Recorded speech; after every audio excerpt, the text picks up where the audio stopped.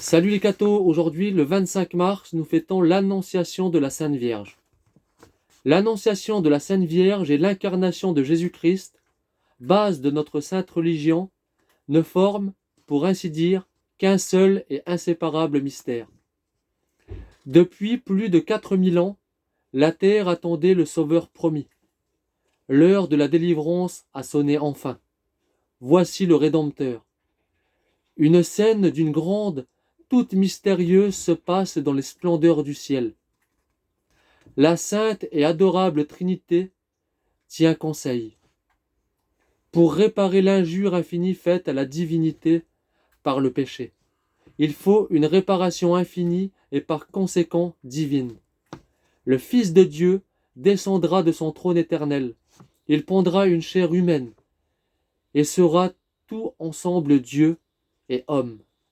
Homme parce qu'il faut une victime. Dieu parce qu'il faut une victime digne de Dieu. Le message céleste est confié à l'archange Gabriel. Où trouvera-t-il celle qui, d'après les plans divins, doit donner naissance au Sauveur du monde? Sera-ce dans un grand empire? Non, mais dans la petite province de Galilée, perdue au milieu de l'immense empire romain. Il convient du moins de prendre sur un trône celle qui doit devenir la mère de son Dieu. Non encore. Il y a dans la petite ville de Nazareth une humble et pauvre maison où habite une jeune vierge inconnue. Son nom est Marie. Elle est la chaste épouse d'un ouvrier, le chaste Joseph. En ce moment, elle prie à genoux et soupire, peut-être après la venue du Messie promis. L'ange soudain paraît devant elle. « Je vous salue, pleine de grâce, dit-il. Le Seigneur est avec vous. Vous êtes bénie entre toutes les femmes. » Marie se trouble à cette étonnante parole. L'ange ranime aussitôt la confiance de la timide Vierge.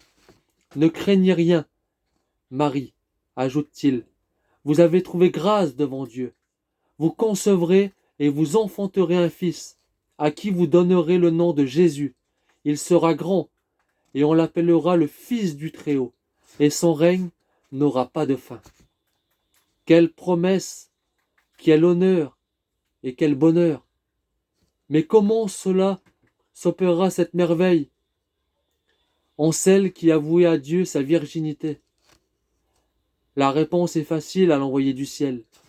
L'Esprit Saint descendra en vous, et la vertu du Très-Haut vous couvrira de son ombre. Marie n'a plus qu'à prononcer le « oui » qui va faire tressaillir la terre d'espérance. Voici la servante du Seigneur. Que tout m'advienne selon sa parole. À cet instant béni, le mystère s'accomplit.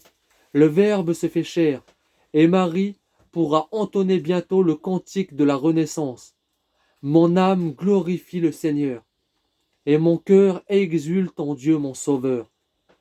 À cause des grandes choses que Dieu a opérées en moi, toutes les nations m'appelleront bienheureuse.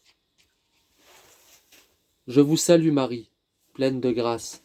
Le Seigneur est avec vous.